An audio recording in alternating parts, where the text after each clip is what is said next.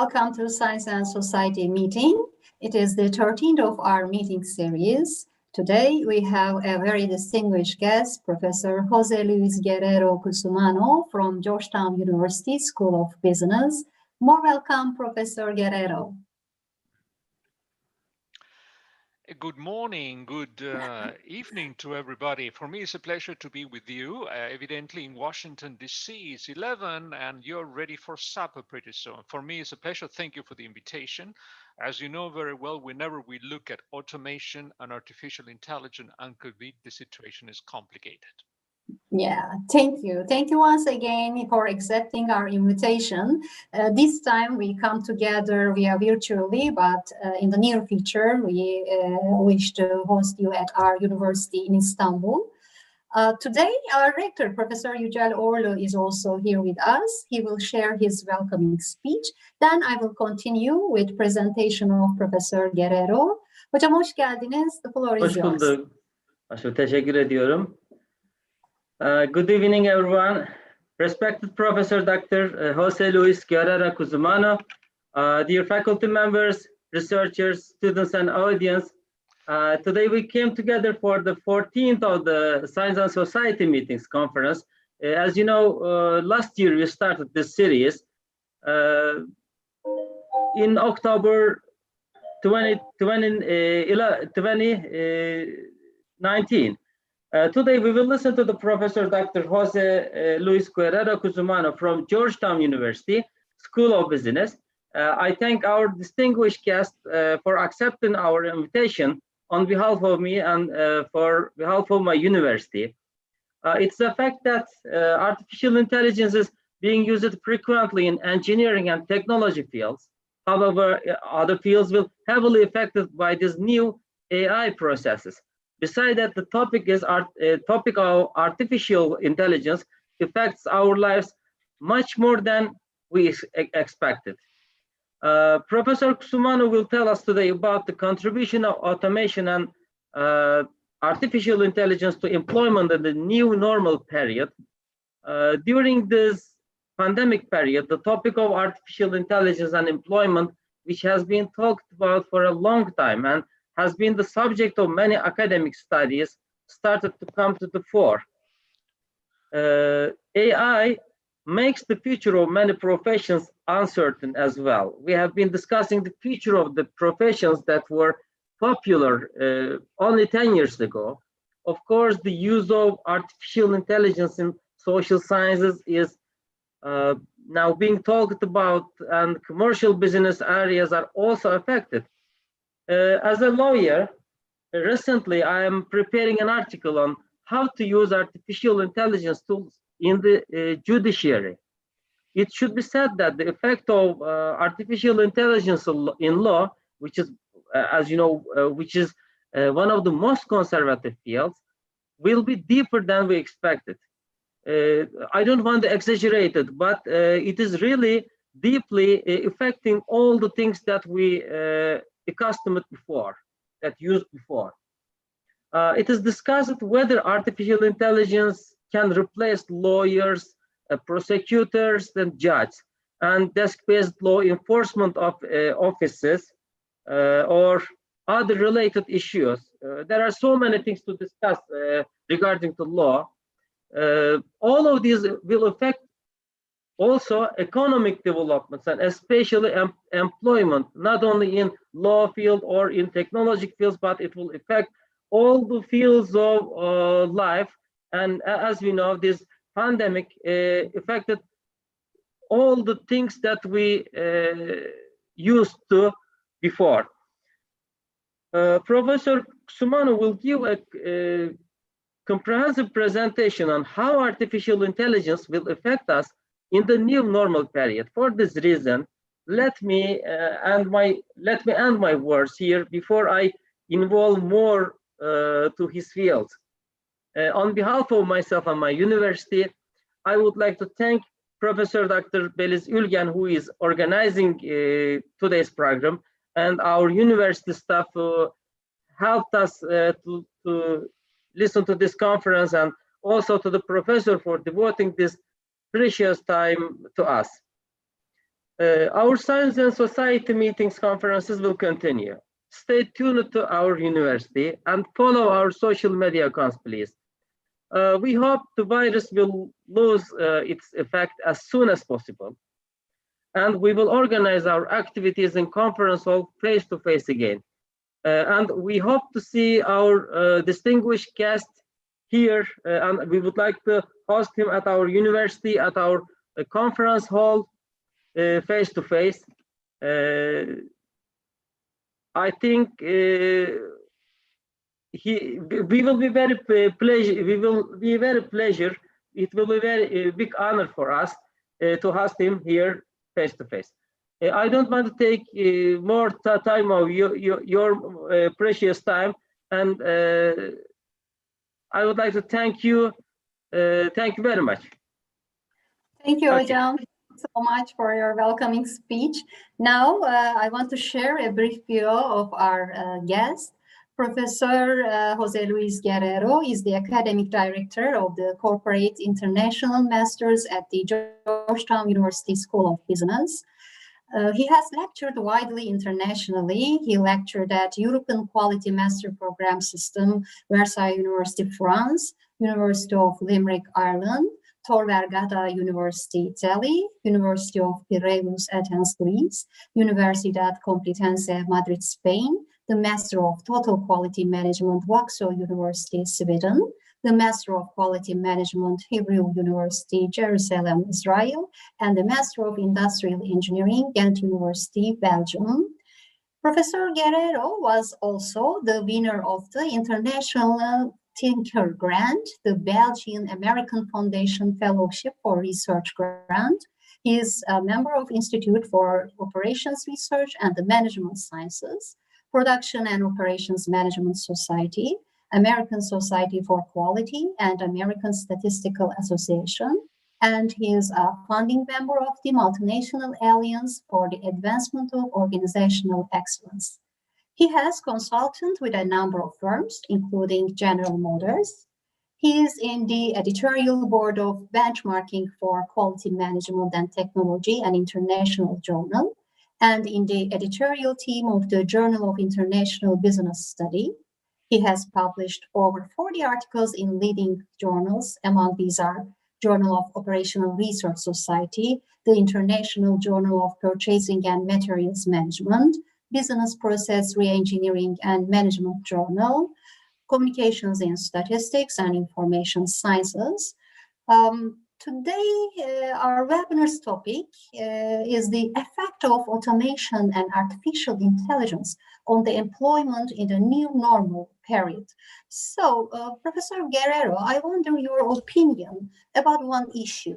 Automation and artificial intelligence are not new terms for organizations, but when we consider today's business environment conditions, both of them have become much more prominent and their utilization has become widespread.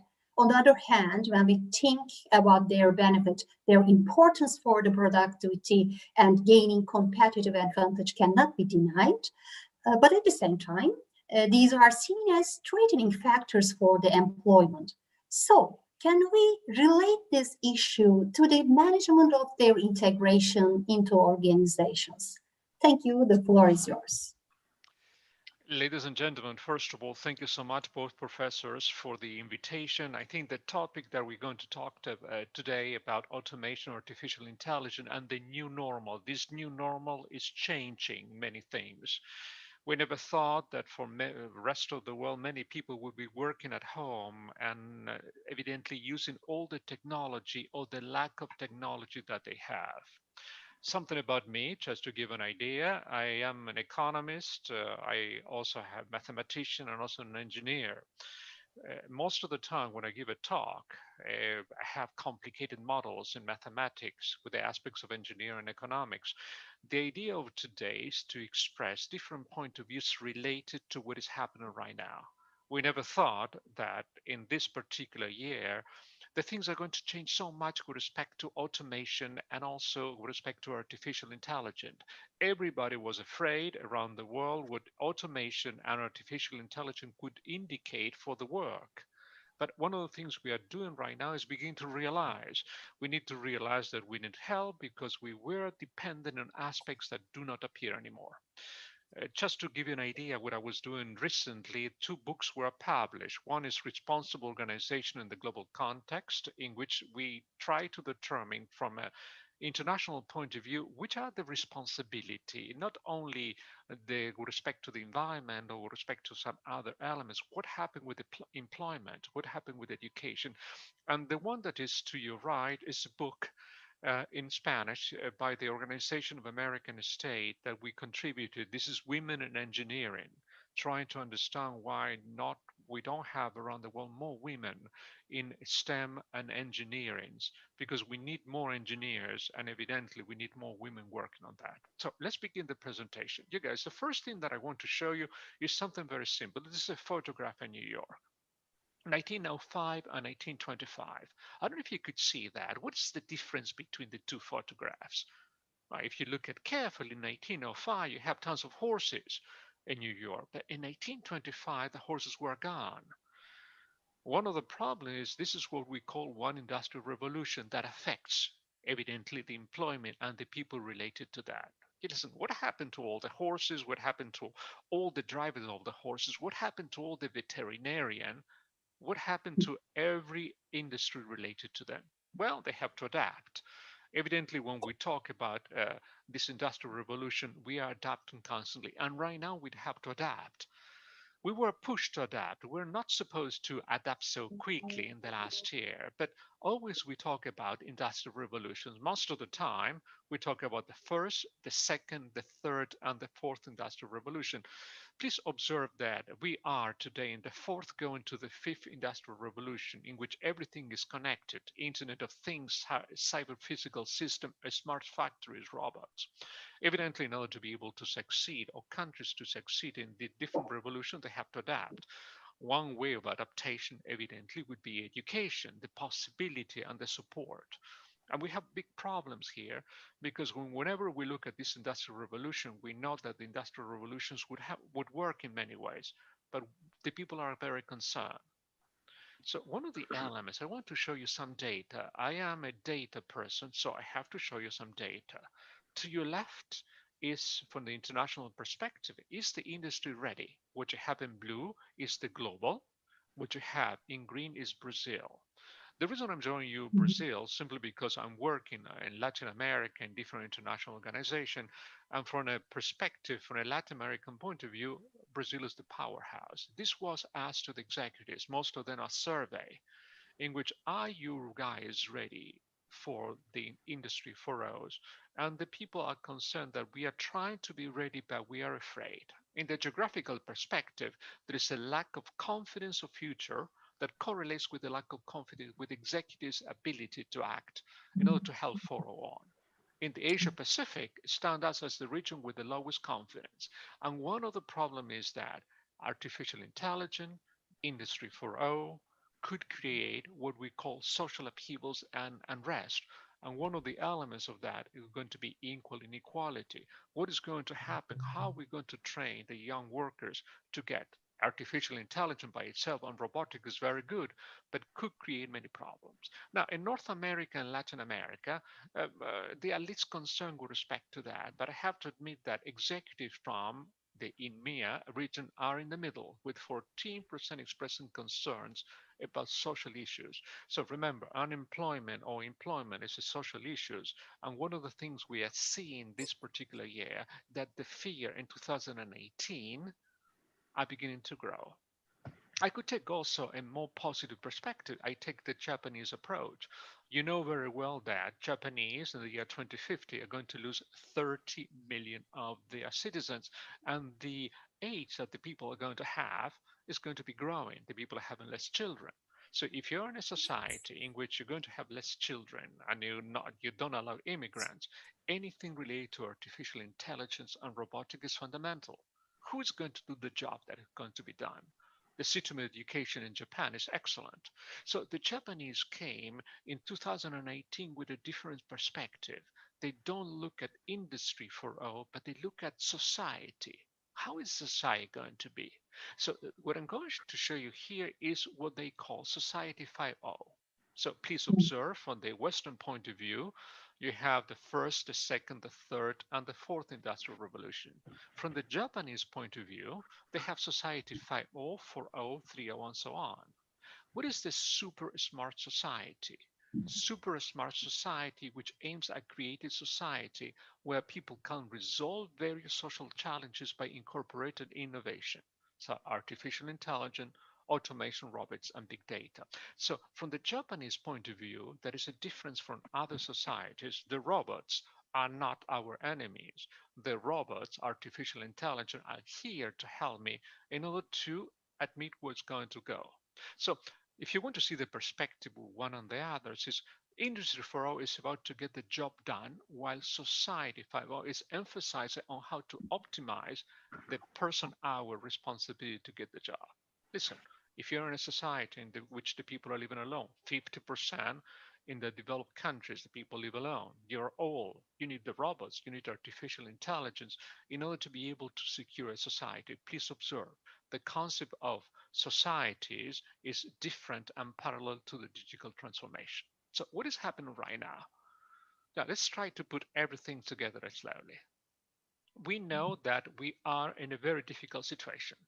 As you could see, this is my city, Washington, D.C.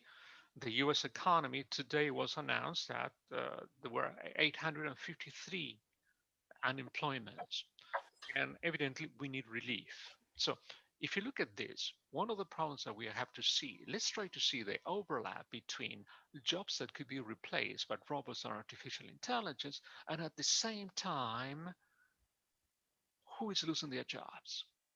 Just to give you a historical perspective, when I talk about a historical perspective in times of COVID, it's a couple of months. So I cannot talk about last year.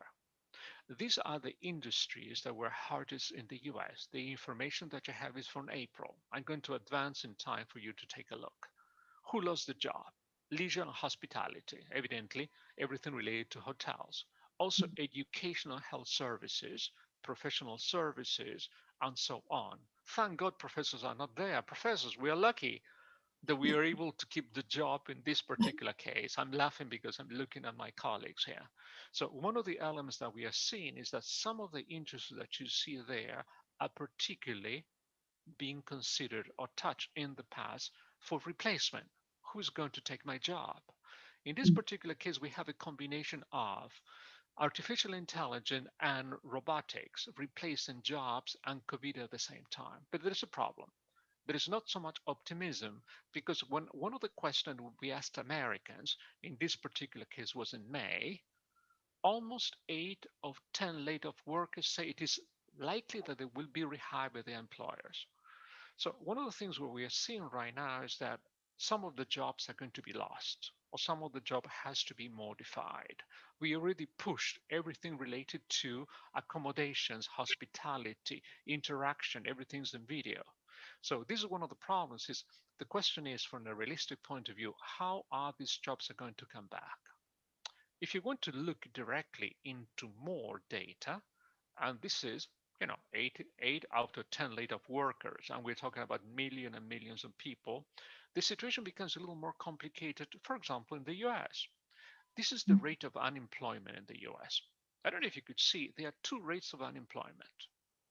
What is called U3, that is the unemployment reported by the government. This happened in all over the world.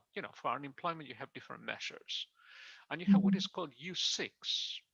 U6 at part-time workers. What does it mean? In the past, we have people working, they were displaced from their jobs because of COVID. Imagine that somebody who's working in a restaurant, somebody who's working in a hotel, and things like that. This is what is called under unemployment, if you prefer. I don't know if you could see here that the gap before COVID between U6 and U3 was much smaller. And right now, the gap is much bigger. So what does it mean from a realistic point of view? It means that many of the jobs are going to be lost and never come back. And one of the most problematic here is, how do we solve this problem? Now, do you think that the unemployment rate in this particular case is related to education? That is true. Evidently, engineers may be less affected than others, but now we have another problem. Is the problem of the person who has a job, who has an education, and the person who's being affected because the job could be easily replaced. Once again, one of the problems that we are seeing in United States that are women are losing their job in proportion much more than men. And this creates a series of problems associated with that. So this is unemployment in different sectors. I want to see the effect of education.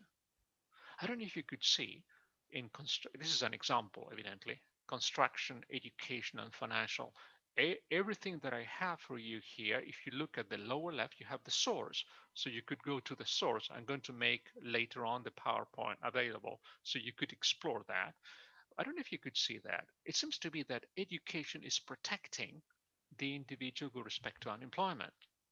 Evidently, for the people in any area, in construction, education, service, financial services, as you can see, there is a difference.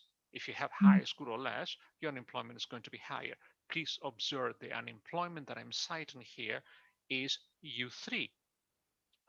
We don't have information about U6, the one that could be replaced. So in other words, the problem is the following. I have education. Education in the United States is very expensive. I have 6,000 private universities, so not everybody could reach education. So you have higher school, some college, associate degree, and bachelor's degree. So number one, education is going to protect you. Number two, education could protect you, but not in all the areas. And number three, if you're doing something financial, real estate, education could protect you. But one of the problems with financial real estate, all these activities could be easily automated. So we have I have two elements that are affecting our society: the possibility of a new COVID and also the possibility of being affected. So we ask people, listen, do you think that COVID is going to push automation? Is a forcing event? So let me show you some data for you to have an idea of what's going on here. First of all, is it how worried are you when you lose your job as a result of the coronavirus? Please observe who are the people. The people are the top of the pyramid. You know very well the manufacturing could be easily automated. But information technology, the people are very concerned about that. This is a recent, it was updated November 12th. So we have information technology, manufacturing, finance. Think for a second which one could be easily automated or use artificial intelligence. Information technology in the United States, the people are extremely concerned that their jobs are going to disappear. Another one, if you were to lose my job because of the COVID events, I would look for a job in a career field that is different from what I am doing. I don't know if you could see there is an element important here in which there is a transformation what the people are looking for. The people are looking for, given the COVID and this situation in this particular year, it's a transformation of the job they could have. People are moving to other jobs. For example, it was not very common that the people in IT would like to go into manufacturing.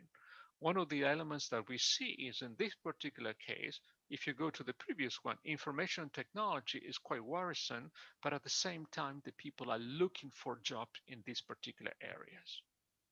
And the last one is, if I were to lose my job, I will need more education. So evidently, once again, the concept of education is coming once again. So the question is, do you have the skills really in order to be able to tap these elements? COVID has produced a change of mentality in the society in many countries. So it's very difficult to change the mentality when the things is gone. Everything is very obscure in this particular case. But once again, I come back to the simple idea of education. And the last one, you guys, I know which skill I should develop to be attractive for the job I want. Once again, we go to information technology, education, and healthcare. So everything is fine because the people, in order to be able to adapt to the COVID and robots, one of the things that they have to do in this particular case, they have to transform themselves. But unfortunately, the news are not so good because we have discovered that in this particular case, a large proportion of people here, did you study for your job? percentage of workers employed in education doesn't match their field of study.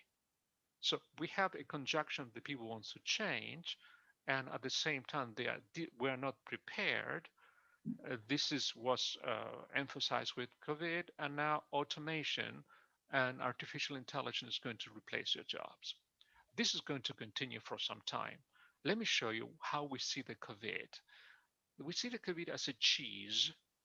I don't know if you have seen the cheese model in the past. You guys, this is what we see with respect to the COVID. There are two types of elements: personal responsibilities and shared responsibility. In this particular case, this is the American model. Evidently, please observe in this case in which way it's going to affect your job. You're going to have physical distance to stay at home, mask, hand hygiene, cup etiquette, avoid touching your face. If crowded, it is important that I mention here that personal responsibility and shared responsibilities, that would depend upon the society.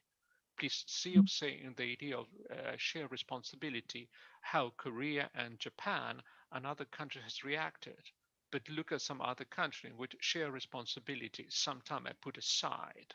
So the question is, what are your fears? What the people are concerned about? We have in America fears. Some of the fears, this is a survey created by one of the universities in the US. Which are the fears of America?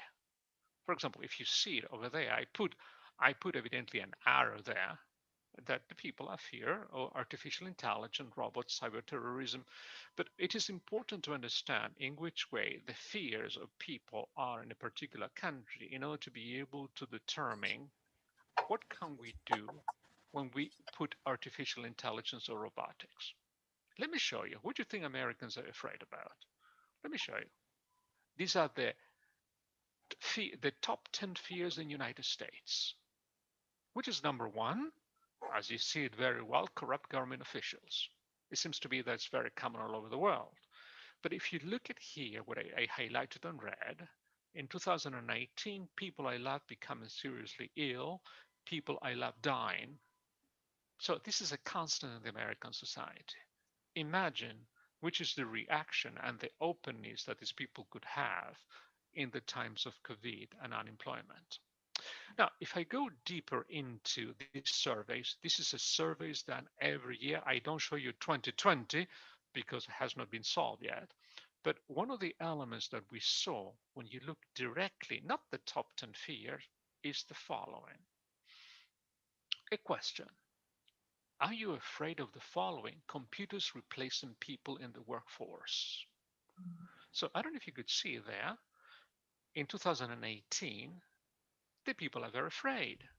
The percentage of people afraid or very afraid or afraid is quite large.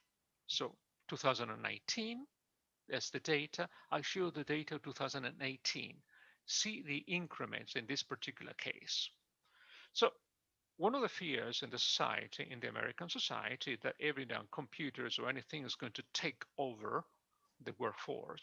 And this has created a situation that's very common. So if you go to Google and you ask in Google, will robots take my jobs?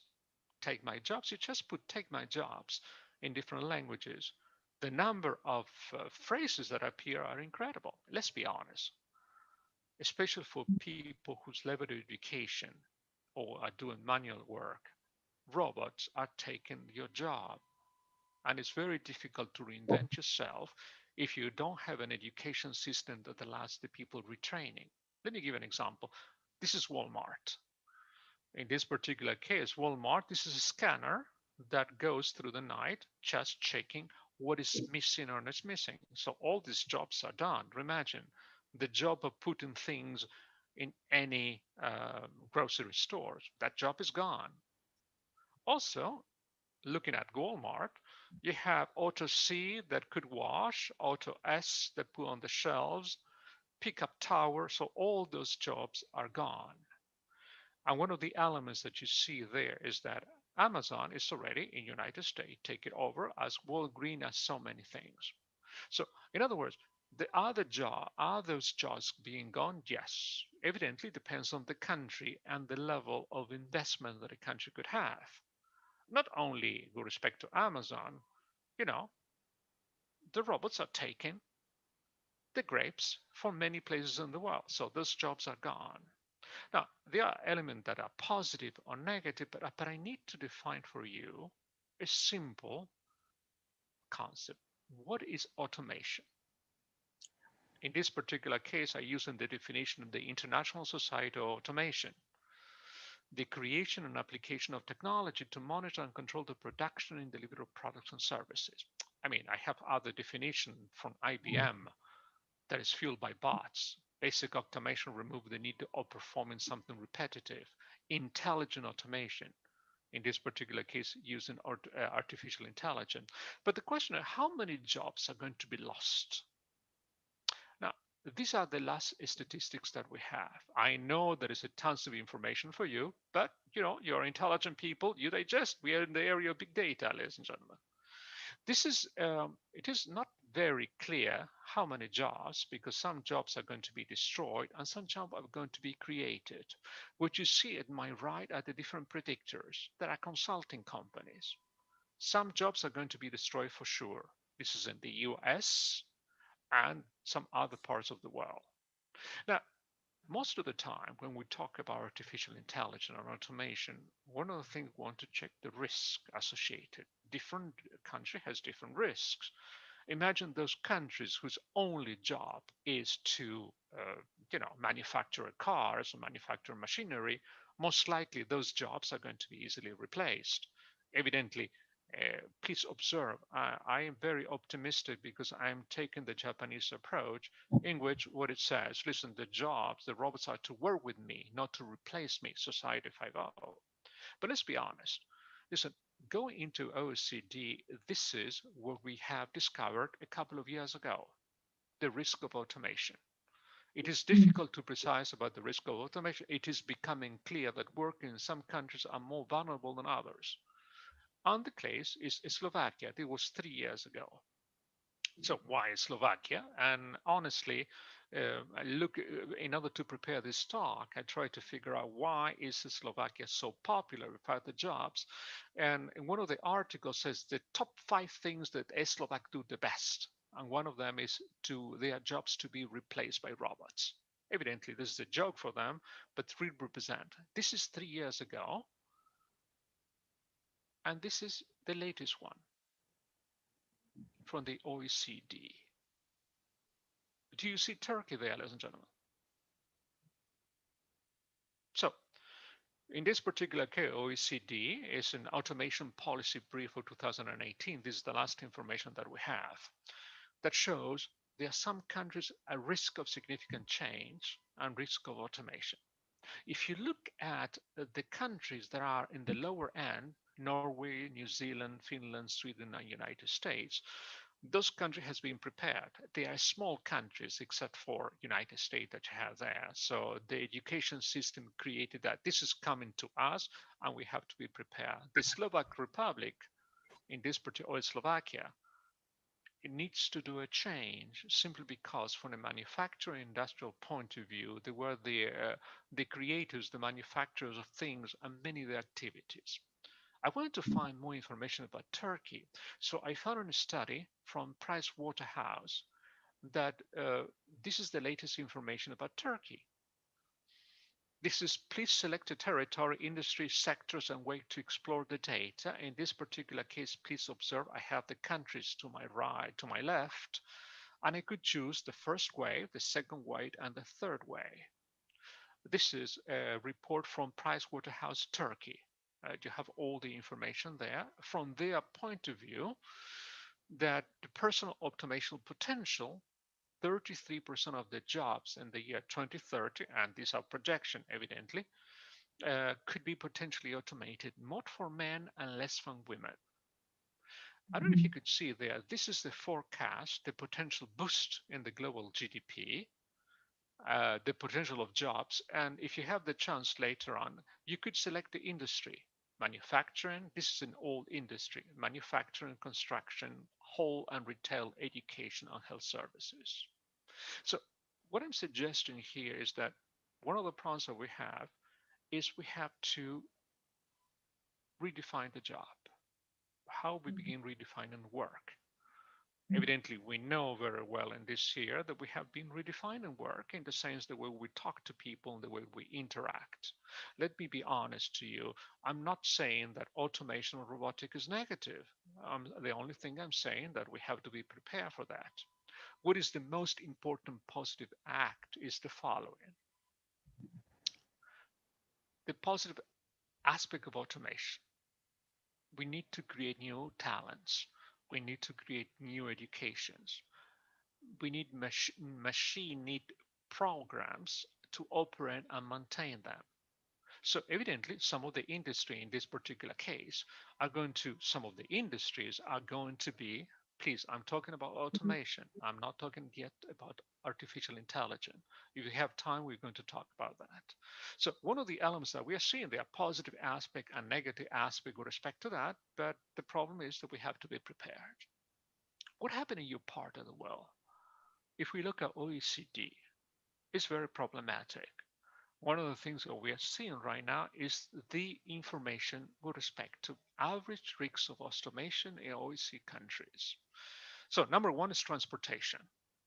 We know very well with the self-driving cars that you're going to have, all the elements may be easily automated. Manufacturing for sure, and whole rate and retail, we're using constantly. We're using chatbot and artificial intelligence that are able to advise us financial and insurance, especially insurance.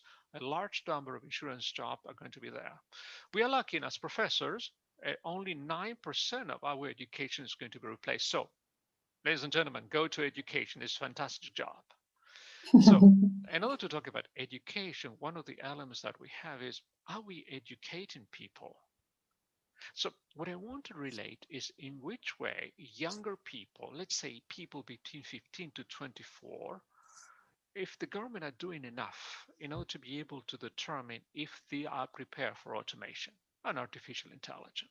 There's something very interesting to study at international level, especially in the OECD in this case, is something that is called the Young Workers Index.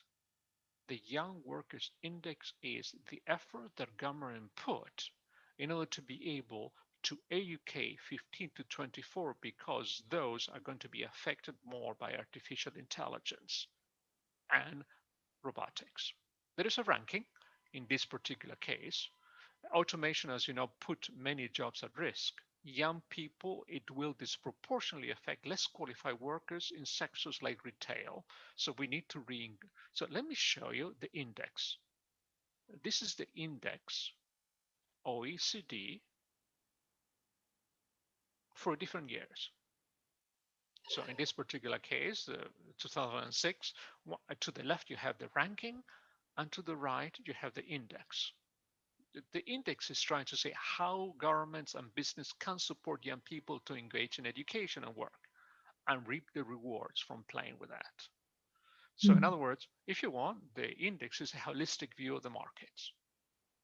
Please observe that even countries like Switzerland and Ireland, not everybody is going up or going down. If you look at the indices through the 4 elements in time, you would see there is no particular pattern.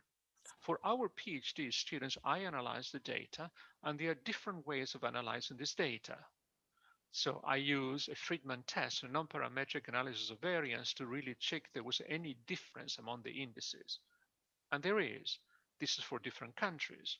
And then I wanted to check if the indices increase through time. So I use another test called the Young-Hated statistics that says, listen, I cannot find any trend in the data. So in other words, for the PhD students that want to go into quantitative was one way of determining. The first conclusion is, listen, there is some difference, but the second conclusion is I cannot really see a trend. I cannot say as the time is evolving, the countries in the OECD are trying to put more effort with the children. Now, imagine this. I'm sorry, young people, 15 to 24. Now, try imagine to relate this to the probability that the jobs could be automated. So in other words, I have the countries. I don't know if you could see there, not all the countries. So the question is job automatically negative related to the government efforts on improving job improvement? So in other words, if the government spend less money in preparing those children or less effort, could this be related negatively to the medium automobility? If you want to give an idea there, is the probability that the jobs are going to be automated. Please observe there are some countries in which the probability of the jobs being automated, the median probability, like New Zealand, Norway, and Finland, isn't it? It's more or less the same results that we saw before, but this is through a different approach. So I did a study, and this is, please look at that, to the y-axis is the efforts that the countries are doing, and in the x-axis is the probability that the jobs could be automated. For example, as we saw before, these are for the 4 different years, isn't it? For the PhD students, what I did here is a Cauchy linear regression, because the typical regression will not work given that we have so many outliers. So I have to replace the normal distribution with a Cauchy distribution. So as you see, conclusion, as the countries make more efforts in order to educate the people for the future, the mean probability of automation is lower. If the countries don't invest enough in them, the probability of automation is going to be higher. Let me show you. For 2016, this is how we look at it. I put the mean and the median. It gives me approximately. Countries that put a lot of effort in education of people between 15 to 24, it seems to be the median probability of automation is going to be much less. In other words, education is giving the students the possibility of reinventing themselves. Belize, how much time do I have? We have 10 minutes more, because Excellent. they're very valuable knowledge, so I don't want to cut your talk. That's why we can add 10 more minutes, Okay. Professor. Okay. So listen, before I change the topic, one of the things that I wanted to mention to you is very simple. What we're talking about, COVID, unemployment, automation, artificial intelligence, unemployment, everything are working together. COVID is a game changer in many ways, because it's accelerated the acceptance and adoption of artificial intelligence and robotics all over the world. Even the simple things that you have to work from home, looking at a computer, but that's creating problems. Because even in the US, Washington, D.C., many children in elementary school and secondary school didn't have a computer. They didn't have internet. So one of the elements that we have to see is to be aware in which way the governments protect that. Now, in general, if you want to talk about artificial intelligence and you want to talk about robotics, you have to measure it. These are the most common indices around the world to do that at international level. Let me put it this way. We could talk for hours, blah, blah, blah, what is automation, but we have to measure it. So number 1 is the Robot Vulnerability Index. This index helps identify which region within the chosen economy will be the hardest hit by the ongoing automation in the manufacturing sector. This comes from Oxford Economics. Susceptibility of jobs to automation. This is the percentage chance an occupation will become automated over a specified number of years. Researchers say that decade or 2 is an appropriate time. This comes from the Brookings Institute in Washington. Automation potential of the current workplace role come also from Brooklyn. Please observe, robot vulnerability is mainly for manufacturing, the other 2. And the last one is the average standardized artificial intelligence exposure score, a measure of every occupation's varying level of exposure to AI application in the near future. Look at your occupation. Which one could be really replaced? For example, if you're a doctor, if you're in insurance. So this try to measure the exposure of your occupation. For example, that we're going to see later on if we have time, Some jobs are not going to be highly exposed, like a waiter. The waiter could be exposed to robot vulnerability, but not to artificial intelligence. Imagine there are two different dimensions. Okay, let's go to the US. Let's take one of them. This is the robot vulnerability index. Please look at the geographical description. If you want to do research in anything related to artificial intelligence and robotics and automation, you need to consider spatial models. We will not have time to do this in this talk. In other words, when you look at a map, seeing which way that information is spread, because the map that you have there represents the distribution, not the distribution in a space, but the distribution on spatial statistics. As you could see, some of the states are going to be highly affected. Indexed is by a combination of manufacturing employment, current use of manufacturing robots, and manufacturing productivity. This is mainly for manufacturing.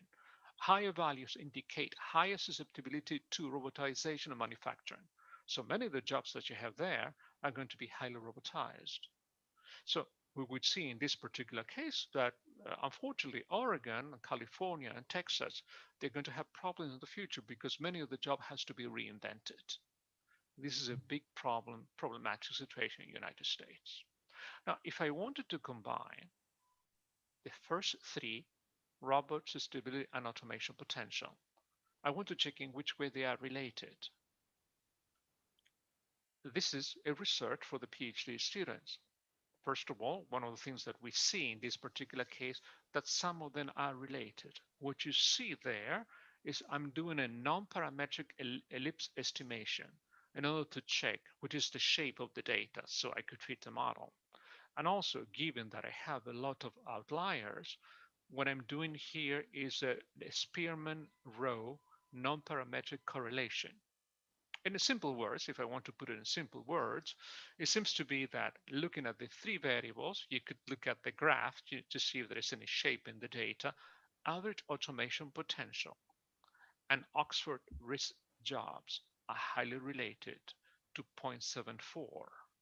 So be careful in this particular case, because one of the things that we are seeing in different studies is try to see how the different automations measures are related to each other. If they are not related, it just doesn't mean that they're giving you different observations. And the reason I use the Spearman correlation rank because it's non-parametric and protect me about outliers. So that's fine with the indices, but imagine that I want to create a model. So the first thing that comes to my mind is that, listen, which are the variables that could help me to create a model here? So this is what I did. So in this particular case, the first thing that comes to my mind is the following. Listen, the job of risk of automation, to which economic variable could be related? For example, the GDP. I don't know if you could see that. This is the GDP and the job at risk of automation. It seems to be as the GDP per person in a country increases, in which supposedly they may be related to other variables, secondary variables, like education, full employment. It seems to be as the GDP per person increases, the job of risk of automation decreases. Remember that we talked about Norway, United States. So this was one of the variables that I considered in order to create a model. Why do I need to create a model? I need to create a model to have an idea to forecast in the future. Ladies and gentlemen, this was one model.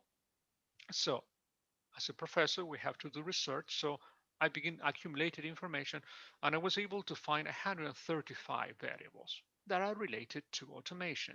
I don't know if you could see there, some of them are business related, business environment, employment growth, entrepreneurship, patents creation. So I wanted to check if there was a model related to that. And this is what I obtained. You guys, this is, if you want, a cloud of correlations. Once again, look at the top, vulnerable robot vulnerability index. I'm using for the PhD students partial correlation analysis using the Spearman correlation. One of the things that I discovered, please look at the robot vulnerability index, in which way is connected with the red line to other variables. it seems to be that the robust vulnerability index has to be related to something that we know, the percentage of manufacturing jobs, and also it's related to unemployment rate. This is an example in this particular case to see in which way you have to look for it. The reason I have chosen these variables here, because this variable thought to be related to in which way, if the jobs are going to be replaced, one way of protecting yourself. I know that it's too much material, ladies and gentlemen. No, it's very, very nice. Artificial intelligence. Do you remember that we talk about average standardized exposure? Robotics could easily influence, or automation could easily influence that people that have manual job, repetitive job, perhaps less educated. But the average artificial intelligence exposure could easily affect people who are the opposite. The better educated, the better paid workers will be most affected. So in other words, what it does here is relatively unexposed to changes for an IE. Let me say it again. It appears that numerous low-paying jobs, road jobs engaged in providing hands-on services such as personal care, food preparation, or health service would be relatively unexposed to changes in artificial intelligence. So as you could see, there are two elements here affecting the unemployment. This is an example, ladies and gentlemen. This is the standardized exposure. When the number is higher, it indicates that artificial intelligence is going to affect you. When it's lower, it's not. For example, cooks in a restaurant perhaps are not going to be so highly affected by artificial intelligence as market research analysts and marketing specialists, because most of it, when you interact with them, are going to artificial intelligence is going to do. So we have two elements to the coin. I'm not going to be repetitive. This is the definition of, I will not go through this because we don't have time. What does it mean exposure? For example, we see a higher score for astronomers. I mean, highly educated people. Doesn't mean that astronomers are in danger of losing their jobs. Well, you know, many things that the astronomers are doing and looking for many things, but at the same time, artificial intelligence would really affect them. What does it mean in practice? You have to redefine yourself. Once again, high exposure. Unlike robotics associated with the factory floor and computer associated with routine activities, artificial intelligence has distinctly white-collar band. So you see the difference between one and the other, ladies and gentlemen. White-collar, well-paid radiologists, legal professional, optometrists, and many more will be likely no free pass in the flavor of digital disruption.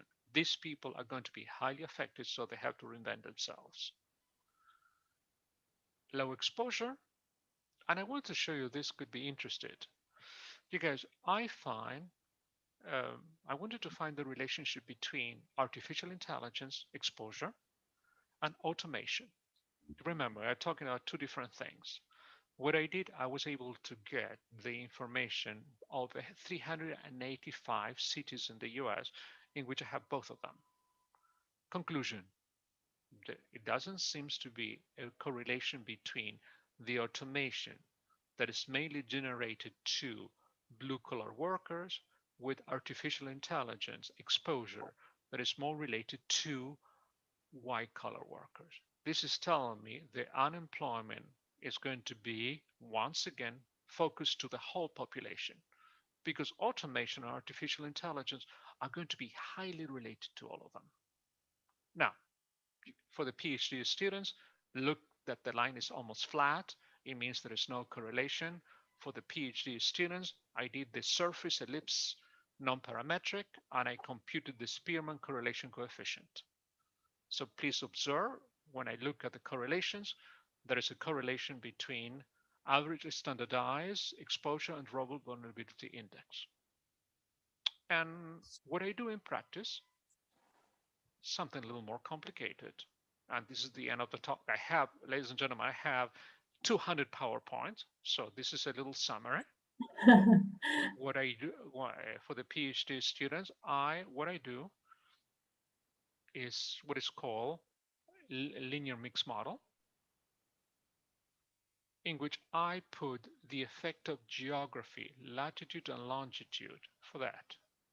That's one way of analyzing the data. You have the information, and imagine that you add longitude and latitude. You want to check how related the things are within a state or within a city. That's one approach. The other approach is called weighted regression. General weighted regression is a totally different approach, in which what you do is you do a regression analysis and the slope is changing from site to site. And the last PowerPoint, ladies and gentlemen, what do you think?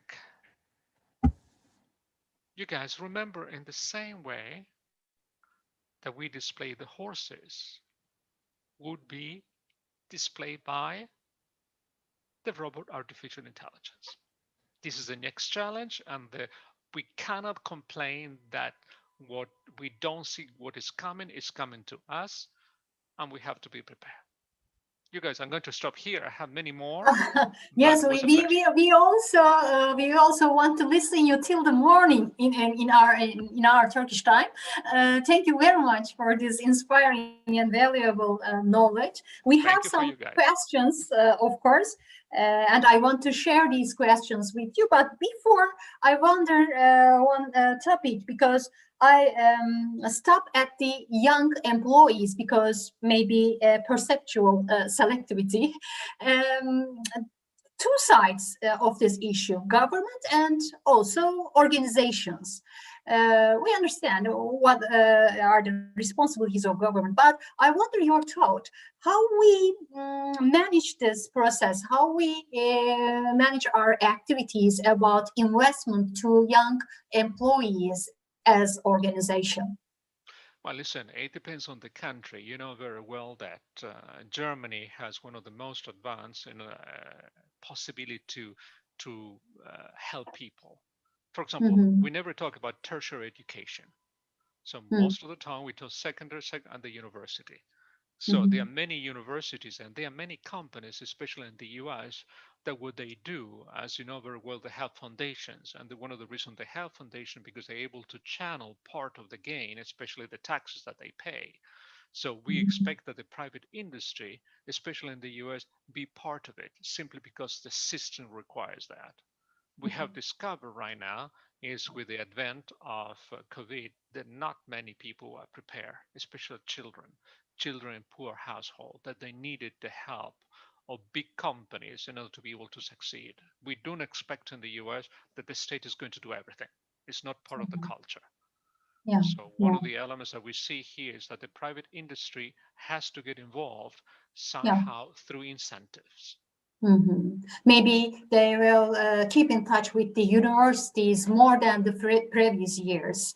It is so important to hiring new capable young employees, potential young employees from the university platform. It is very important from the side of private sector, maybe. Yeah, you're right. But at the same time, we have to see the economic reality. For example, if we look at Latin America, the economic situation, besides the COVID, is very bad. And there are many unrests. So it's very difficult that those companies are going to invest so much money in education, even though there is a problem. It depends on the culture. Sometimes people look at short term, medium term, or long term. And the situation in the world is we know what we have to do, but where is the money? And the investment in young children and young people is fundamental, but would depend the idea of apprenticeship.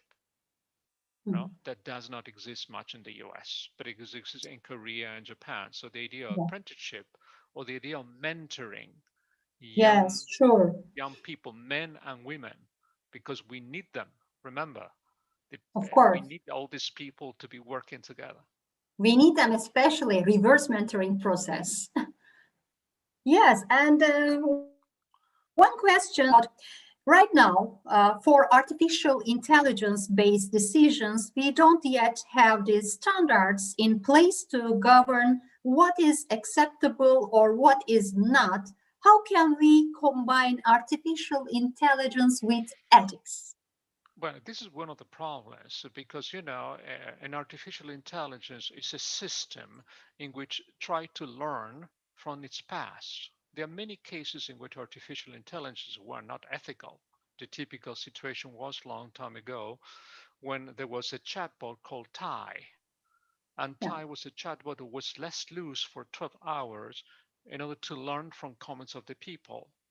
And Mhm. unfortunately, Thai became so insulting and racist that they have to stop it after 12 days. Mhm. What governments do, and not only governments, I'm talking about the idea in which way are we going to solve the problems of decision making with artificial intelligence? We are the one that are inducing prejudice in artificial intelligence. The typical situation is that imagine that face recognition or artificial intelligence works very well in the US for people who are very light skinned, Yeah.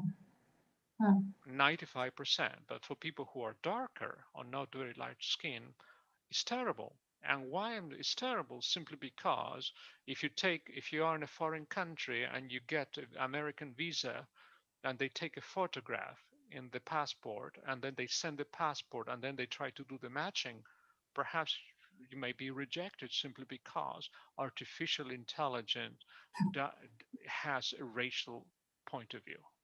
At the Yes. same time, when you interact with a chatbot and you put your name, if your name is not the sounding of the Mm. artificial intelligent vocabulary, you may Mm. have a high interest rate. Yeah.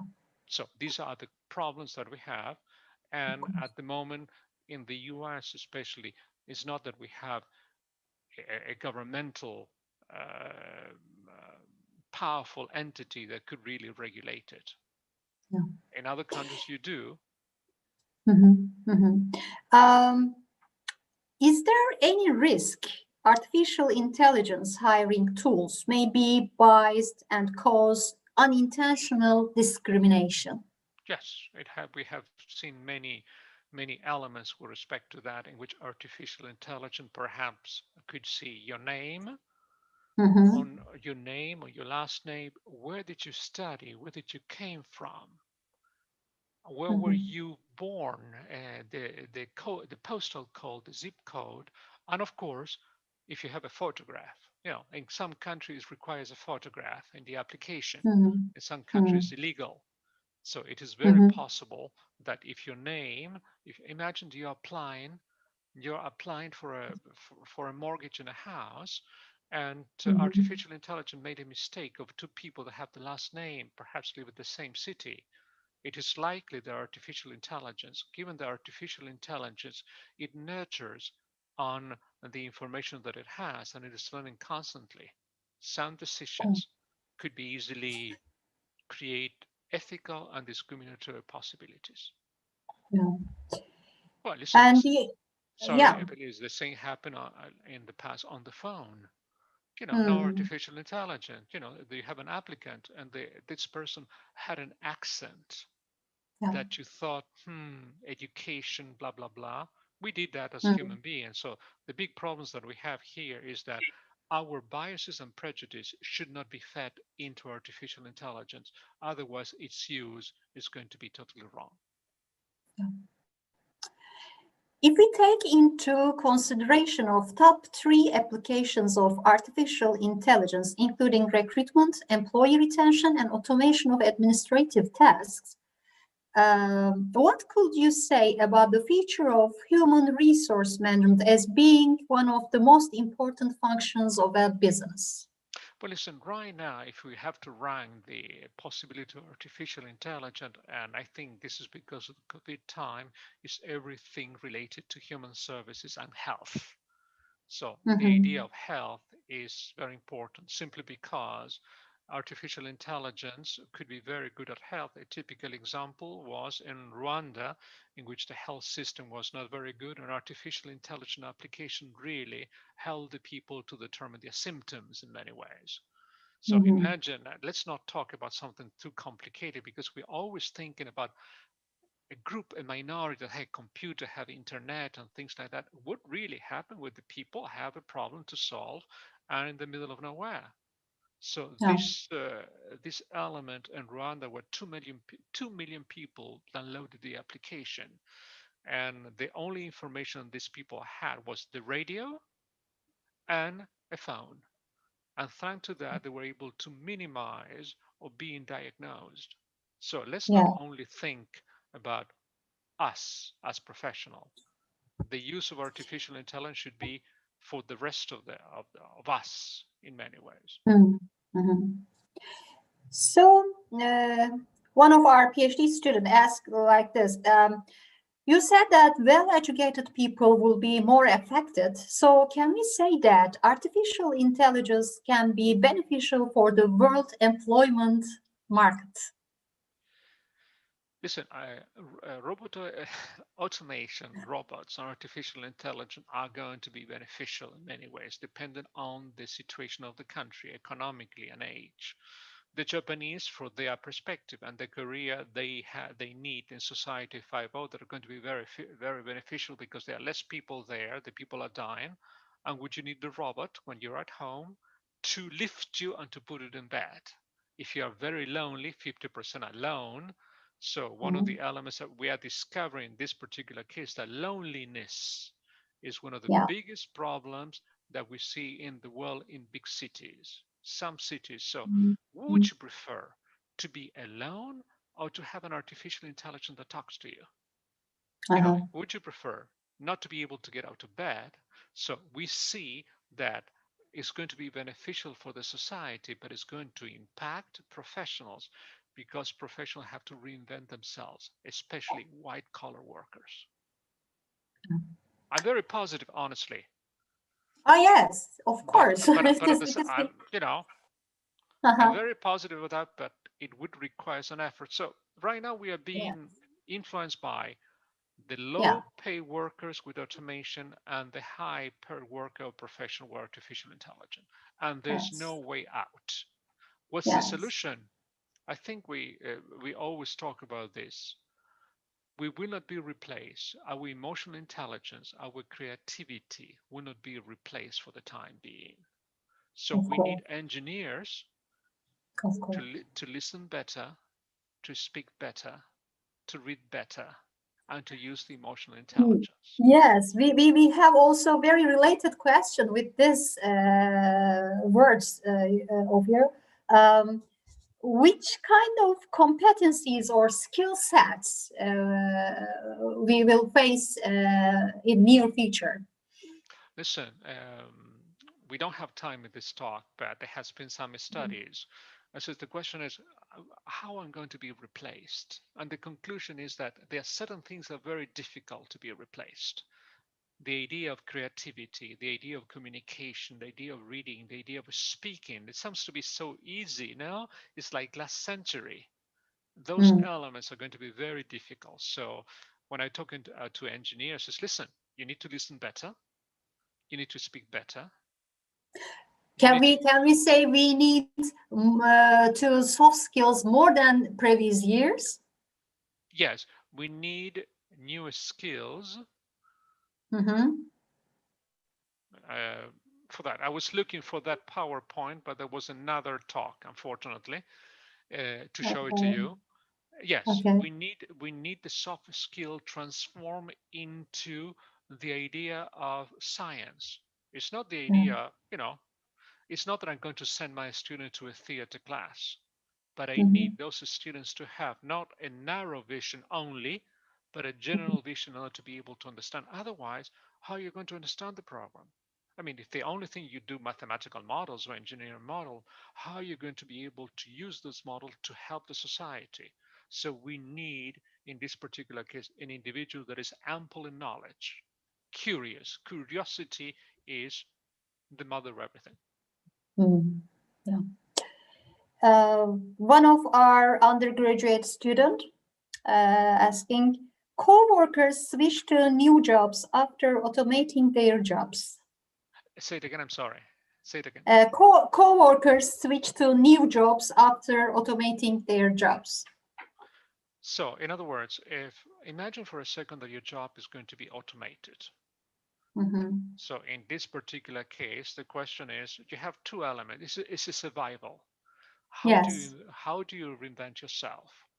So in this particular case is the inner intelligence of the person, but at the same time, we need people to be mentored in order to be able to reinvent themselves. We are reinvented ourselves. Imagine a year ago, I would be with you guys in Istanbul having wonderful dinners.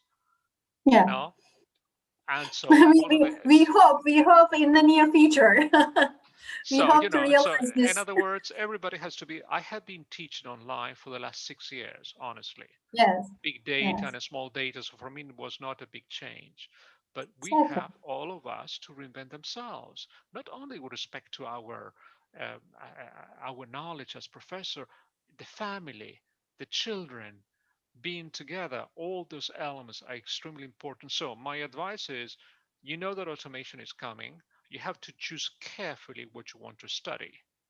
And you have to balance. You have to look. One of the problems that we are seeing is, don't think in careers of the 19th century. I know that you want to study mathematics, engineering. Think about in which way the new challenges are going to help you to discover something new in you. And the people are very flexible. Young people are very intelligent. Professors need to be the mentoring help in order to be able to develop that. And we have lots of questions, but I think this is the last one because of the time period. If you want another, listen, I'm comfortably seated in a beautiful day in Washington. Yes, thank you so much for your effort. It's so sunny, and the clouds and the skies are blue. What a nice. If you have another question, ask me, and then I will.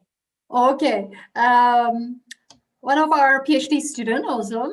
Automation and digital transformation acceleration in Middle East and Far East is not at the high speed as much as in Western countries, developed countries, due to initial investment cost, wages. This means it is huge gap in the wealth. How will it impact the equality? Well, listen, let me share with you. Let me see if I could do this. That perhaps is related to. Do you see this PowerPoint now? Yeah. You see this one? The economist automation readiness index? Yeah, yes. Yeah. Give me a second.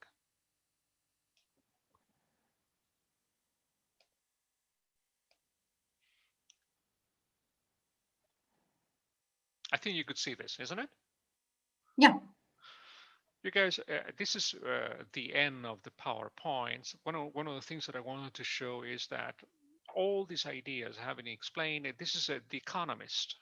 The Economist is one of publications. They wanted to create a new sort of index, an economist automation readiness index that was based on the environment, in the innovation environment, how creative we are, the labor markets, and education policies. And you're right, I think the PhD says one of the problems that we have, depending on the geography that you are, they're going to have some difficulties.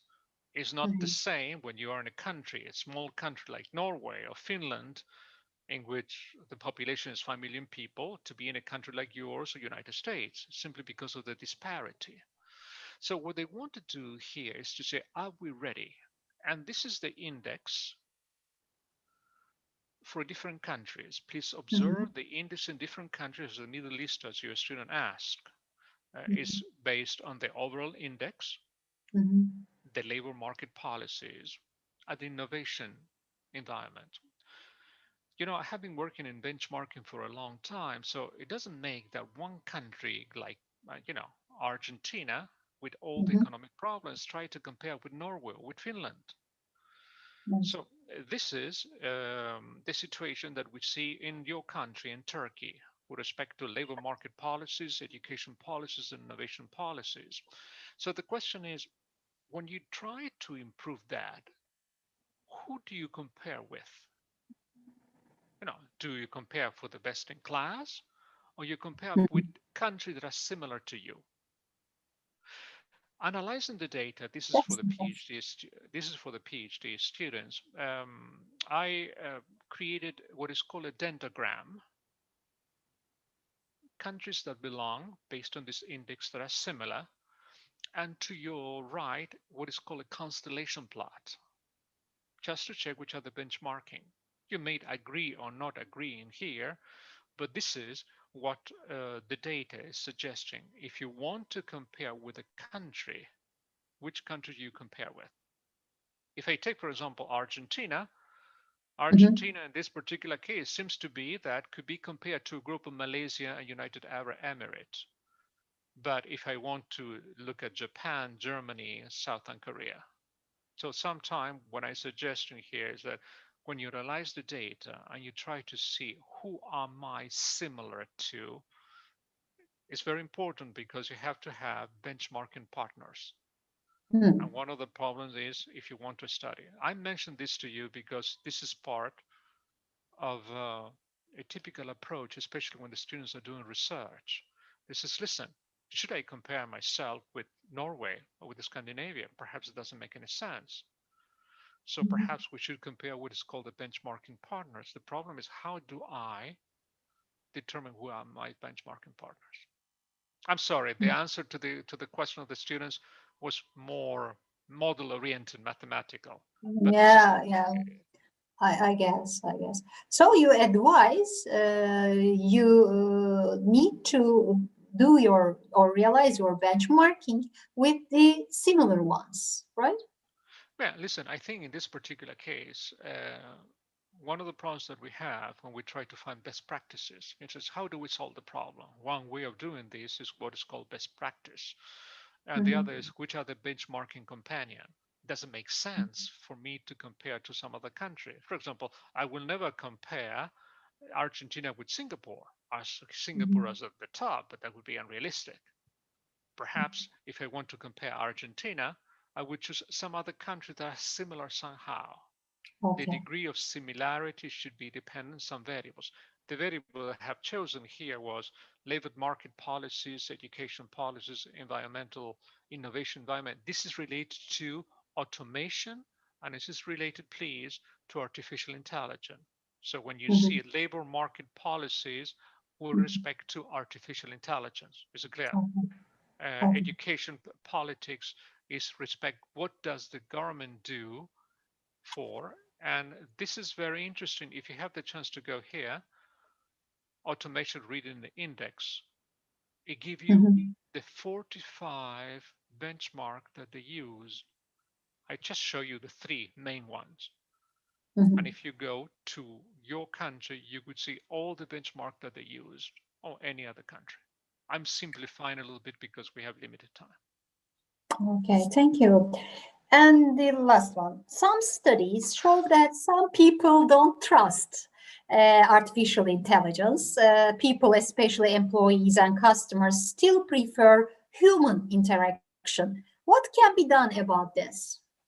Well, listen, one of the things that the people don't trust artificial intelligence have some degree of certainty, in which given that artificial intelligence is based upon on the information that they have. For example, would be unthinkable to trust artificial and would be not a good idea for face recognition to buy an American product and put it in Uganda, because that American product was trained for Americans and not for the people from Uganda. So artificial intelligence is good as you could trust the environment what you are. So in other words, imagine you have to train, given that depends from culture and language. The other problem that we have right now is that what kind of trust you want. So if you want a financial advice, you could check with different chatbots. Alexa, that is very common. Imagine Alexa. Let me give you an example. Imagine that you're at home and you have a refrigerator with the scanner inside. The scanner is connected to Alexa. So the scanner checks your refrigerator to see what you have there, and then Alexa says, listen. You ask Alexa or whatever chatbot says, what can I do for dinner? So in this particular case, Alexa is going to say, well, what you have? Nothing, because you have water inside. So Alexa asks you, would you like me to call Amazon and we order the things that you don't have in Amazon, and Amazon is going to bring it in the US within an hour? So it's very useful. You can't deny that it's very useful, Yes. especially right now that people don't want to the supermarket. So the question is, do you trust Alexa? Of course, Alexa wants to make money suggesting with respect to the Amazon. This is something very simple. So as the time, do you trust? Imagine that you're in the middle of the winter. You have a thermostat. You allowed artificial intelligence to check the thermostat. Are you afraid that it's going to be a mistake and you're going to freeze to death? You know, all those things. And those are elements that are very important to consider. I'm sorry, I'll give you a simple example just to motivate. Yeah, it's very clear. Thank you. Very last question. Is it expected that HR department will be engaged with IT department? If the HR department would become an IT department? No, engage or a combination of HR department and IT department work together. Well, listen, it makes a lot of sense because one of the elements that we're having right now is everybody needs the collaboration of the IT. Now, the question is, how are you going to use the IT? Are you going to use the IT for recruiting? Are you going to choose IT for determining your salary increase? Yes. Is the artificial intelligence that you have biased? Because we know that in many countries in the world, for professors also, the salary gap between men and women is high. It's not the same. So right now, the people are making that decision. In the future, would you allow artificial intelligence to do that? Honestly, after these 8-9 months at home, in which everybody's discovering new skills, you know, this is a small little revolution. How to talk, how to present, what to do, what are the things, how you look at the camera, how you interact with people.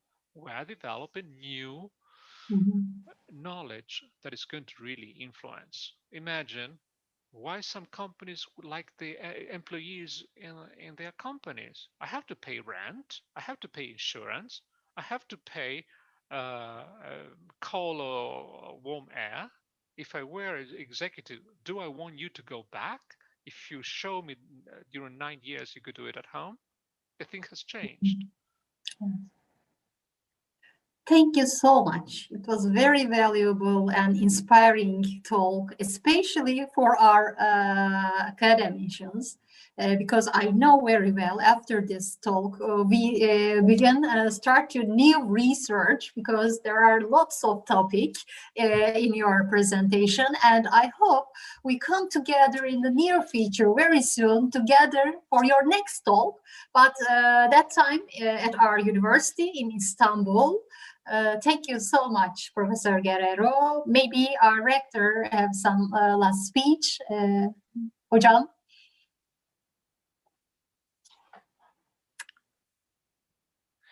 Microphone. Thank you very much. I don't have any preparation for a last speech, but I would like to say a couple of words. First of all, I would like to thank you for this great speech.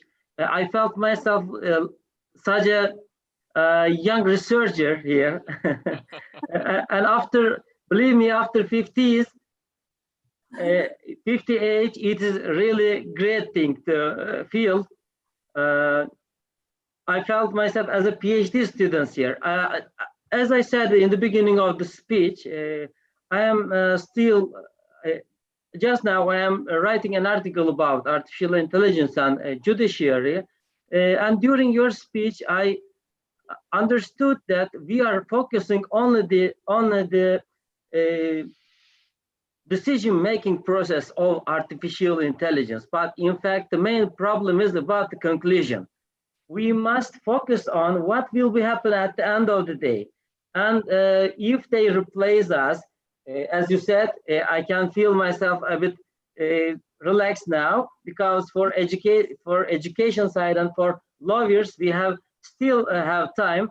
But anyhow, I felt myself under threat. And we and in addition to that, I have to say this. What kind of conclusions will be at the end of all these improvements? It is really very important because regarding to this social justice problem, and will all these improvements cause a kind of chaos, a chaotic situation, or a kind of anarchia? And how are our remedies for these new situations? I believe that we are not really enough prepared for this new challenge. Yeah. It is really a revolutionary step for the human being, a human being versus against the machines, or against human beings versus two bots. Yes. But they are, of course, as you said, as you emphasized, that they are not our enemies. We are aware of this. They are our facilitators. They will facilitate our lives. We believe this optimistically. But if we look at the other side of the medal, pessimistically, we can see many threats there. This conference was really very enlightened, caused an enlightenment in my mind, and I will focus other sides of this artificial intelligence issues also. Thank you very much for behalf of me and also for behalf of my university. No, listen, thank you both. Thank you, Belize. Thank you, Professor, the Rector. For me, it was a real pleasure. And every time that I have to prepare a talk, a webinar, and this year has many, many webinars, we learn new things. We see in which way the people could see in different ways. Thank you for the invitation. I have the suitcases by me to get ready to go to Turkey. They're already made. Okay. They're We are already made. waiting. Great. And Belize, thank you so much. It was a pleasure to see you in Paris in the conference a year ago. And, Yes. you know, I'm always happy to discuss these elements because this is last year, this was a medium future. This year is around the corner once again. Yeah. COVID has pushed us, open our ideas of things we never thought. So given that everything is happening so quickly, ladies and gentlemen, it's a pleasure. Greetings from Washington. Enjoy the weekend. Enjoy life. Thank you. You too. And let's talk again some other time. Yes, very soon. Thank you so much. Thank you for all our participants, and see you next webinar. Bye-bye. Thank you. Bye-bye. Bye-bye.